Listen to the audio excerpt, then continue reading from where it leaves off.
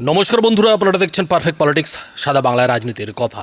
বন্ধুরা, নিশ্চয়ই আপনারা এতক্ষণে জেনে গেছেন যে শুভেন্দু অধিকারীর আত্মসহায়ক চন্দ্রনাথ রথকে কিভাবে মধ্যমগ্রামে গুলি করে খুন করা হয়েছে এবং এই যে ঘটনা, এই ঘটনায় চন্দ্রনাথের মা কি বলছেন, সেই সঙ্গে শুভেন্দু অধিকারী কি বলছেন, সেটাও নিশ্চয়ই আপনারা এতক্ষণে জেনে গেছেন। এবং এ নিয়ে বিজেপির নেতাদের কি বক্তব্য, সেটাও টিভিতে লাগাতার প্রচার করা হচ্ছে। তবে একটা জিনিস মনে হয় যেটা বারবার এড়িয়ে যাওয়া হচ্ছে, সেটা হচ্ছে পুলিশের পরীক্ষা। বন্ধুরা, এই যে ঘটনা, এই ঘটনায় যারা দোষী, যারা এই ঘটনা ঘটিয়েছে, তাদেরকে খুঁজে বের করতে পুলিশ তো তদন্ত চালাচ্ছে। এরই মধ্যে মধ্যমগ্রামের 3 স্থানীয় দুষ্কৃতীকে আটক করে জিজ্ঞাসাবাদ চলছে, কিন্তু এখনো পর্যন্ত পুলিশের তরফ থেকে এমন কোনো ইঙ্গিত পাওয়া যায়নি যে কারা এই খুনের পেছনে আসলে রয়েছে। দেখুন, পুলিশ তো দুষ্কৃতীদের খুঁজছে, যারা হত্যাকারী তাদের তো খুঁজছে, কিন্তু কথা হচ্ছে যে এই হত্যাকারীরা কার নির্দেশে খুন করেছে, কার মাথার খেলাতে খুন করেছে, সেটাই হচ্ছে সবথেকে বড় প্রশ্ন। আর সেই দিকেই কিন্তু এই চন্দ্রনাথ রথের মা ইঙ্গিতটা করেছেন। শুভেন্দু অধিকারী যে বক্তব্যটা দিয়েছেন, সেই বক্তব্য শুনে এটাই মনে হলো যে যেহেতু সামনেই একটা বড় দায়িত্ব শুভেন্দু অধিকারী পেতে পারেন, ফলে শুভেন্দু অধিকারীকে অনেক ভেবে চিন্তে কথা বলতে হচ্ছে।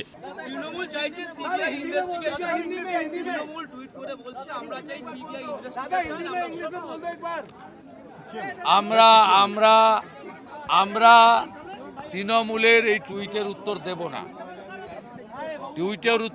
না, আমরা রাজ্য পুলিশের ডিজিপির উপরে আপাতত ভরসা রাখছি। তিনি আমাদের কথা দিয়ে গেছেন যে ইনিশিয়ালি তারা ক্লু পেয়েছেন, রাজ্য পুলিশই ফাইনাল কনক্লুশনে এলে পুলিশই প্রেস কনফারেন্স করে বলবেন।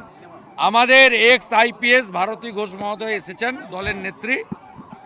তিনি দলের পক্ষ থেকে পুঙ্খানুপুঙ্খ তদন্তের বিষয়টা ডিজিপি এবং এডিজির সঙ্গে কথা বলে করবেন।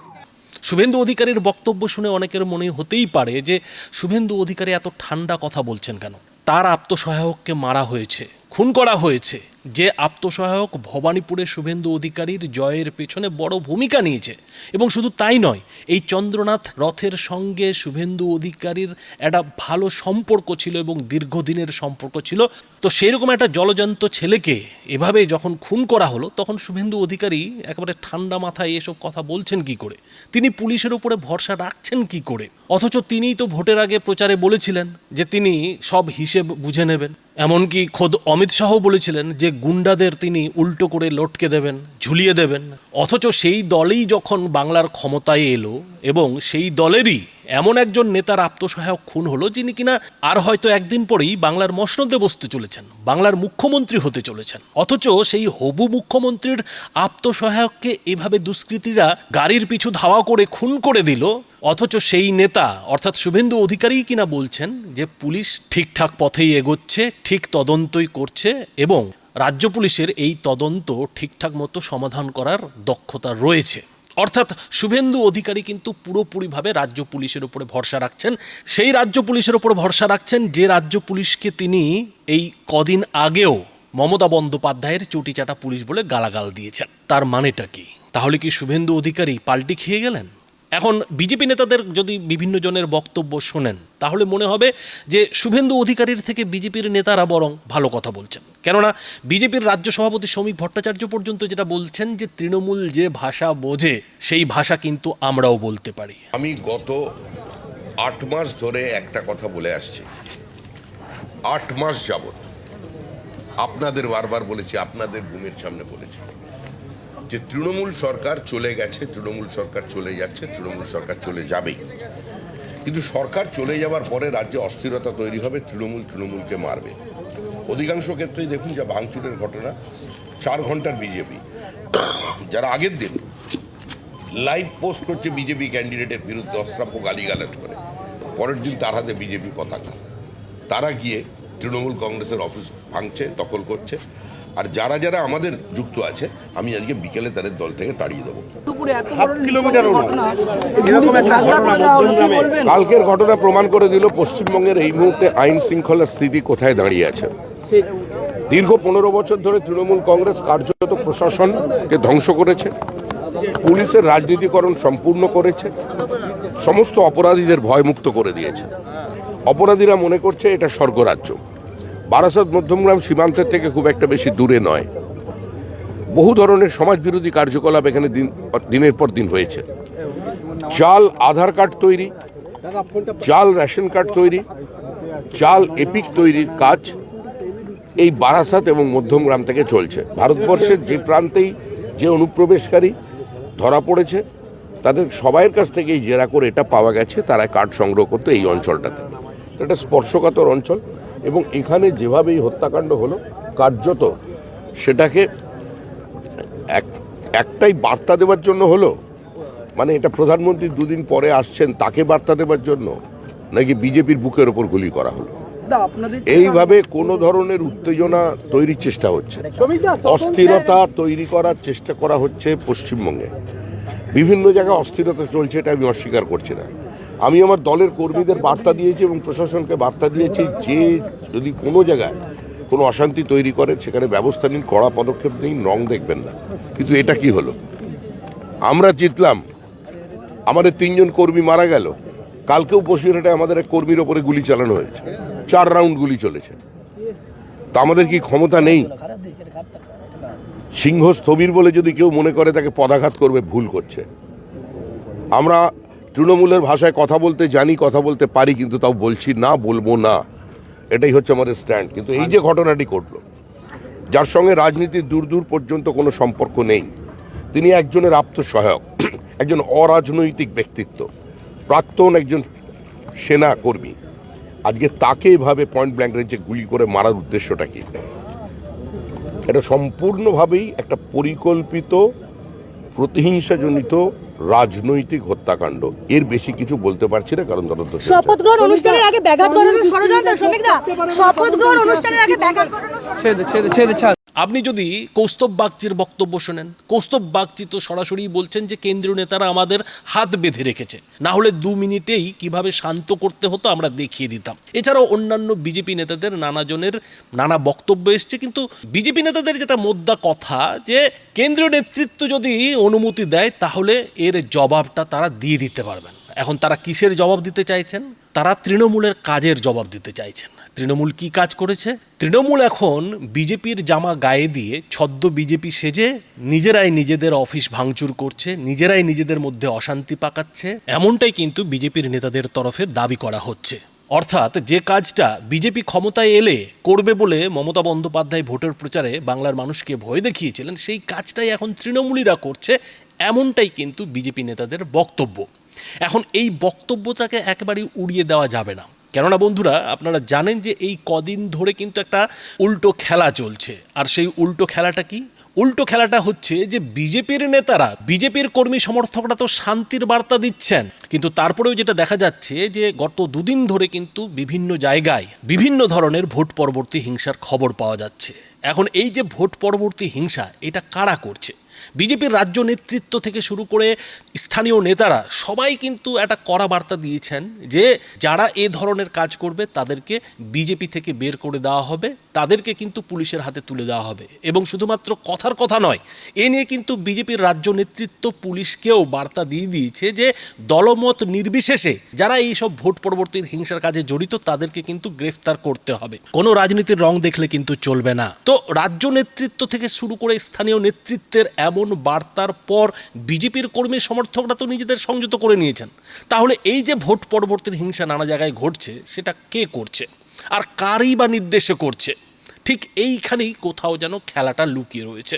ভেবে দেখুন যে একটি রাজনৈতিক দল ভেবে রেখেছিল যে সে তো ক্ষমতায় ফিরছেই, আর ক্ষমতায় ফেরার পর যারা তার বিরুদ্ধে ভোট দিয়েছে, ভোটে প্রচার করেছে, ভোটে প্রার্থী দিয়েছে, তাদের ব্যবস্থা নেওয়া হবে, তাদের কড়াই গন্ডাই হিসেব নেওয়া হবে। কিন্তু সেই রাজনৈতিক দল যখন দেখলো যে সেটা হলো না, তখন সেই রাজনৈতিক দল তার কর্মী সমর্থকদের কি করে দলে ধরে রাখবে, কি করে পার্টির কাজ করাবে? কেননা সেই দলের তো ক্ষমতা চলে যাওয়ার পর পুরো রোজগারই বন্ধ হয়ে গেছে, সমস্ত কাটমানি বন্ধ হয়ে গেছে। তাহলে সেই দল তার আশ্রিত দুষ্কৃতী কিংবা যেসব গুন্ডারা রয়েছে তাদেরকে কি করে দলে ধরে রাখবে, কি করে তাদের কাজে লাগাবে? অথচ ভোটের পর তো তাদের কাজে লাগানোর একেবারে পুরো সুপারি দেওয়া হয়ে গিয়েছিল। তো এই জায়গায় যদি এমন খেলা খেলা যায় যে সেই রাজনৈতিক দল তার বেশ কিছু কর্মী সমর্থক মানে ওই সেই সব গুন্ডাদের এটা যদি বলে দেয় যে বিরোধী দলের জার্সি পরেই খেলতে হবে এবং গট আপ খেলা খেলতে হবে, অর্থাৎ বিরোধী দলের জার্সি পরে বিরোধী দলের মধ্যে ঢুকে বিরোধী দলের হয়েই কাজটা করতে হবে এবং সেটা যাতে বিরোধী দলের বদনামের কারণ হয়, বিরোধী দলকে ব্যর্থ দেখানোর একটা সুযোগ হয়ে দাঁড়ায়। এখন এই যে পরিস্থিতি, এই যে খেলা, এই খেলাটা ওই রাজনৈতিক দল খেলতেই পারে, এর মধ্যে বাধার কিছু নেই, এর মধ্যে হারানোরও কিছু নেই, কেননা যা হারানোর তা তো হারিয়ে গেছে, সে তো শেষ হয়ে গেছে। কিন্তু এই খেলাটা যদি খেলা যায় তাহলে সেই রাজনৈতিক দলের যে আগে থেকে সুপারি দেওয়া, সেই সুপারির পয়সাটা যেমন কাজে লাগবে, পাশাপাশি যে রাজনৈতিক দলকে বদনাম করার চেষ্টা চলছে সেই রাজনৈতিক দলকে ব্যর্থ প্রমাণ করে মানুষকে এটা বোঝানো যাবে যে আগের সরকারটাই ভালো ছিল, আমরাই ভালো ছিলাম। অর্থাৎ এক ঢিলে দুই পাখি মারা হয়ে যাচ্ছে। আর সেই রাজনৈতিক দলের শীর্ষ নেতৃত্ব যদি ক্ষমতা লালায়িত হয়, ক্ষমতা লিপসু হয়, চেয়ার যদি ছাড়তে না চায়, তাহলে তো আরও বেশি করে এই ধরনের খেলার প্রয়োজন রয়েছে। এই ধরনের খেলা এই কারণেই প্রয়োজন রয়েছে যাতে নতুন সরকারকে ব্যর্থ দেখানো যায়, ব্যর্থ বলে প্রমাণ করা যায়। কেননা নতুন রাজনৈতিক দলটা তো এরই মধ্যে একেবারে শান্তির বার্তা দিয়ে বসে আছে। তো সেই শান্ত বাংলা যদি অশান্ত হয়, দায়টা কার ঘাড়ে চাপবে? সেই দায়টা কি পুরনো রাজনৈতিক দলের ঘাড়ে চাপবে নাকি নতুন যে সরকারে এসছে তার ঘাড়ে চাপবে? ঠিক এই জিনিসটাই কিন্তু এই চন্দ্রনাথ রথের মা ইঙ্গিত করেছেন। আমি একজন মা, আমি চাইবো না তাদের ফাঁসি হোক, কিন্তু যাবজ্জীবন কারাদণ্ড চাইছি। আর চাইছি যে আমরা ভারতীয় জনতা পার্টি করি বলে আমরা আজকে ক্ষমতায় আসার জন্য আমাদের সভাপতি বিরোধী দলনেতা যখন বলছেন সুশৃঙ্খল ভাবে থাকতে, তখন শাসক দলের যারা 4 তারিখের পরে দিল্লির কোনো ভাব রক্ষা করতে পারবে না, সেটাই তারা দেখিয়ে দিল। আমি আজকে নতুন সরকার যে গঠন করবে তার কাছে জানাবো যে আমার ছেলের এই মৃত্যুর জন্য শাস্তিটুকু হয়। আমার ছেলে যদি অ্যাক্সিডেন্টে কোনো অঘটন ঘটতো, আমার মনে হয় এত কষ্ট হতো না। তাকে যেভাবে কষ্ট দিয়ে এতটাইরা মারলো, এটা পুরো তৃণমূলেরই সাজানো গল্প। এখানে শুভেন্দু বাবু মমতাকে হারিয়েছে, যার জন্য আমার মনে হয় এই প্রতিশ্রুতি। তিনি কিন্তু পরিষ্কার যেটা বলেছেন যে যারা ভোটের আগে দেখে নেব বলে হুঁশিয়ারি দিয়েছিলেন, কোন দিল্লির বাপ তোদের বাঁচাতে আসে বলে হুঁশিয়ারি দিয়েছিলেন, সিসিটিভি দেখে খুঁজে খুঁজে হিসাব নেব বলে হুঁশিয়ারি দিয়েছিলেন, তারাই এই কাজ করেছে। আর তাদের রাগটা কোথায়? তাদের রাগ এটাই যে তাদের নেত্রীকে হারানোর জন্য শুভেন্দু অধিকারীকে এই চন্দ্রনাথ রথ সাহায্য করেছিলেন। তিনি স্ট্র্যাটেজি তৈরি করেছিলেন শুভেন্দু অধিকারীর যে বিভিন্ন প্রচারের প্রোগ্রাম, তার যে নানা কার্যকলাপ, সমস্ত কিছুই এই চন্দ্রনাথ রথ ঠিক করে দিতেন। একজন বায়ুসেনার প্রাক্তন কর্মী, তার তো সব কিছুই জানার কথা এবং এত সুন্দরভাবে তিনি শুভেন্দু অধিকারীর কাজকর্ম করছিলেন যে যার জেরে কিন্তু আজকে শুভেন্দু অধিকারী বলতে গেলে তার রাজনৈতিক জীবনের চরম সফলতার মুখ দেখতে পাচ্ছেন। আর সেই সফলতার মুখ দেখতে গিয়ে যাকে ব্যর্থ প্রমাণিত করতে হয়েছে, যাকে হারাতে হয়েছে, তার তো সব কিছু চলে গেছে। শুধু তার নয়, তার আশায় যারা ভবিষ্যতের স্বপ্ন দেখছিলেন তাদেরও সব কিছু চলে গেছে।